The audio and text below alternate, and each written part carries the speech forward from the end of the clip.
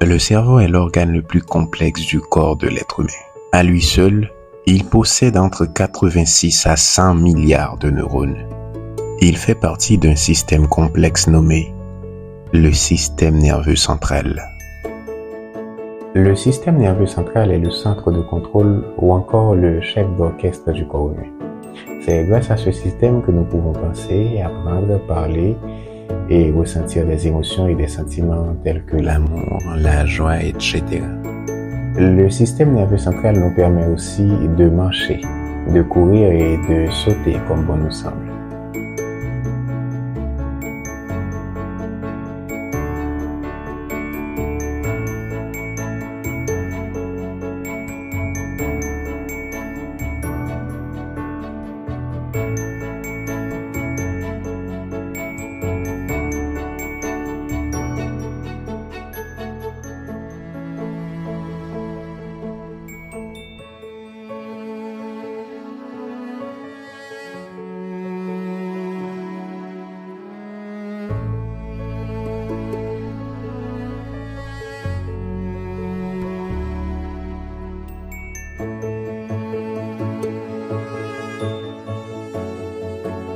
Malgré ses capacités extraordinaires, beaucoup de choses restent hors des contrôles du cerveau et du système nerveux central. Mais le corps ne laisse pas sans contrôle ce que le système nerveux central ne contrôle pas. Et c'est là que rentre en jeu le système nerveux autonome.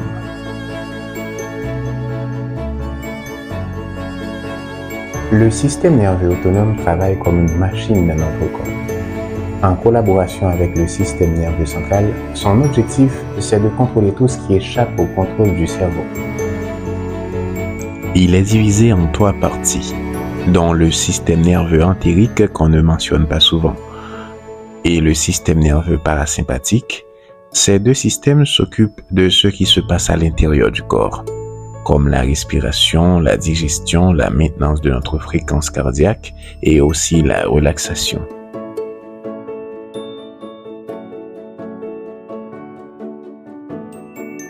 Mais le système nerveux autonome possède une 3e arme secrète, le système nerveux sympathique.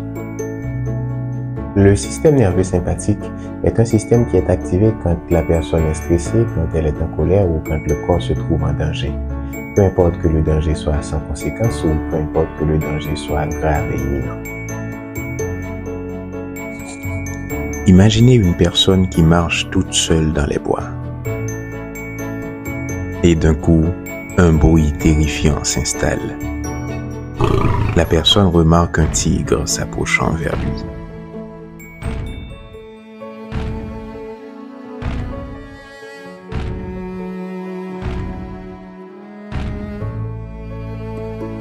En ce moment précis, les oreilles et les yeux détectent des stimuli. Ils les envoient au cerveau grâce aux neurones afférents.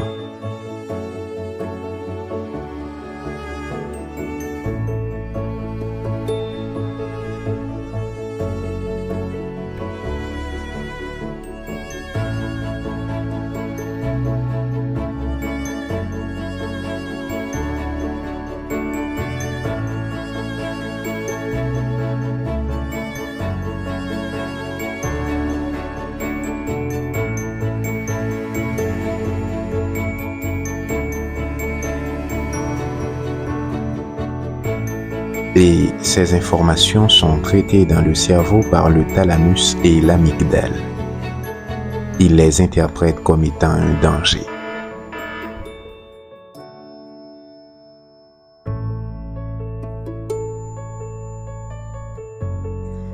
Le cerveau analyse s'il y a un moyen de s'en sortir d'une telle situation. S'il en trouve un, il enverra des commandes aux muscles grâce aux motoneurones afin d'exécuter son plan. S'il n'en trouve pas, il demandera de l'aide. Le cerveau enverra donc ces informations considérées comme étant la menace à son atout caché, l'hypothalamus. Situé dans la partie inférieure du diencéphale, pas plus grand qu'un grain de pois chiche, l'hypothalamus a la lourde tâche de faire appel au système nerveux autonome à chaque fois que le système nerveux central et le cerveau sont dépassés par les événements. L'hypothalamus analyse une dernière fois la situation et lance un signal d'alerte.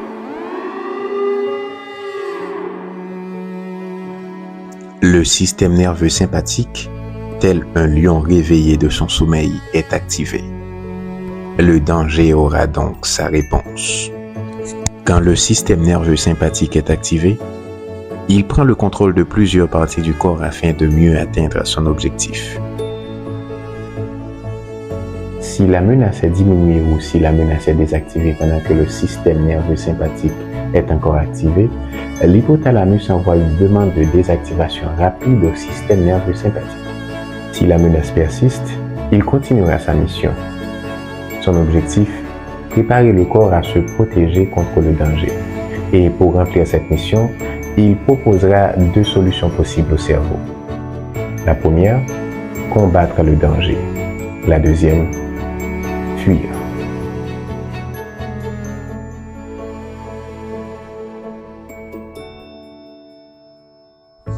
Pendant ce temps, le cerveau continue à analyser le danger de l'extérieur afin de mieux faire son choix. Pour préparer les muscles à se battre ou à fuir, les glandes surrénales libèrent dans le sang de l'épinéphrine et de la norépinéphrine. Ces deux substances sont à la fois des hormones et des neurotransmetteurs. Grâce à eux, le système nerveux sympathique commence son travail en augmentant le rythme cardiaque.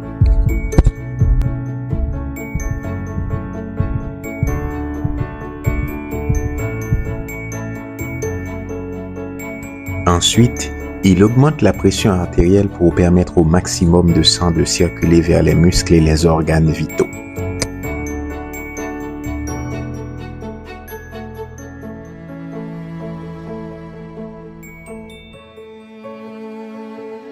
Le système sympathique ralentit les fonctions du corps qui ne sont pas essentielles à la situation, afin d'emmagasiner plus d'énergie pour faire face au danger. Il augmente le taux de glycémie dans le sang grâce à une stimulation du foie, ce qui aidera aux muscles de recevoir le plus d'énergie possible. Le système nerveux sympathique stimule la libération de cortisol des glandes surrénales afin d'augmenter le niveau de stress pour rendre la personne en danger plus attentionnée et plus prudente au déroulement de la situation dangereuse.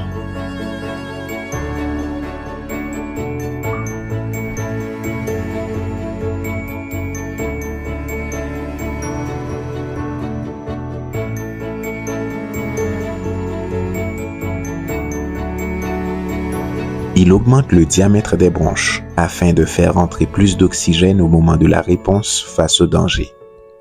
Le système nerveux sympathique agit aussi sur la vessie en relaxant le muscle détrusor afin de dilater la vessie et agit aussi sur le sphincter urétral interne afin d'augmenter une résistance à l'écoulement involontaire de l'urine pour qu'aucun désagrément ne puisse distraire le sujet qui se concentre sur sa réponse.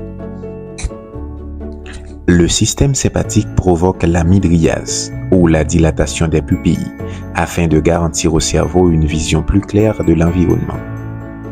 Et enfin, il augmente l'agressivité de la personne pour lui donner plus de chance en cas de confrontation.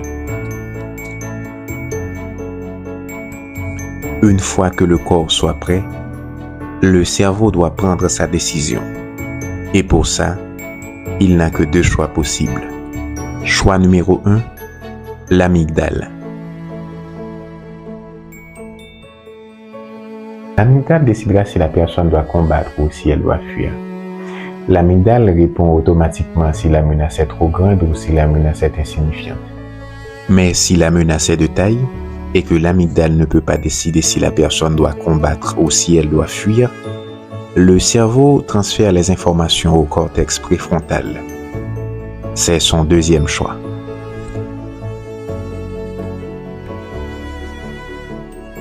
Le cortex préfrontal va chercher une réponse plus rationnelle et détaillée. La décision du cortex préfrontal est influencée par trois facteurs. Premièrement, la mémoire. La personne en danger va essayer de se rappeler de tout ce qu'elle sait de sa menace, de ses propres capacités et de son environnement. Par exemple, face à un félin, un sprinter aura tendance à courir, à fuir le danger, tandis qu'un boxeur, par exemple, aura plutôt tendance à combattre ce danger. Mais si ce boxeur connaît un endroit ou une cachette, il se mettra à fuir afin de trouver cette cachette pour se mettre en sécurité.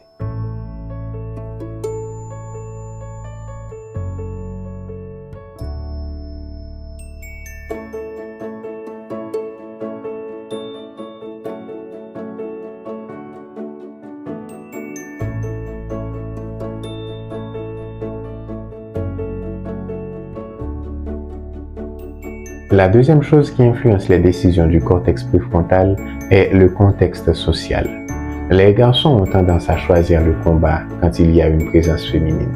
Si un chien, par exemple, aboie un homme en présence d'une femme, ce sera plus difficile pour le cortex préfrontal de choisir la fuite, même s'il aurait trouvé que la fuite serait un meilleur choix face à un berger allemand. La troisième chose qui influence la décision du cortex préfrontal, les conséquences potentielles. Le cortex préfrontal analyse les conséquences des choix possibles. Par exemple, face à une meute de loups, boxeur ou pas, présence féminine ou pas, le cortex préfrontal choisit la fuite. Sur un toit de 200 mètres de hauteur, sprinter ou pas, le cortex préfrontal choisit de se battre, même si c'est face à un lion affamé. Au cas où le danger surpasse totalement les capacités du système nerveux central et du système nerveux sympathique, l'amygdale envoie des signaux au périaqueducal gris ventrolatéral, qui est une région du cerveau située dans le mésencéphale. Grâce à des neurotransmetteurs comme le glutamate et le GABA, le travail de cette région consiste à créer une inhibition ou un blocage des neurones moteurs responsables du mouvement volontaire. C'est ce qui fait que certaines fois, en cas de danger brutal et rapide, vous n'avez pas la possibilité de bouger vos membres. Vous êtes resté immobile. Pendant ce même moment, l'hypothalamus envoie un message de désactivation au système sympathique pour faire place au système nerveux parasympathique. L'immobilisation du corps dans de tels cas est appelée la paralysie par la peur. Cette immobilisation, c'est un moyen désespéré pour permettre au corps de ne pas être perçu ou pour provoquer chez l'agresseur de l'empathie en réponse à la position soumise et inoffensive. Au final, elle permet au cortex préfrontal d'avoir un peu de temps supplémentaire pour réfléchir et prendre une décision finale.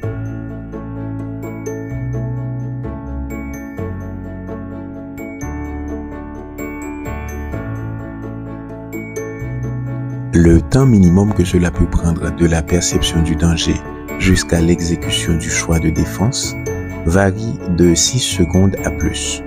Cela dépendra de la difficulté et de l'importance du choix à faire. Face au danger, les réactions du corps ne sont pas volontaires pour ceux qui ne se sont pas préparés. Que la personne fuit, qu'elle combat ou qu'elle reste figée, ce n'est pas une décision intentionnelle. C'est une réaction instinctive du système nerveux.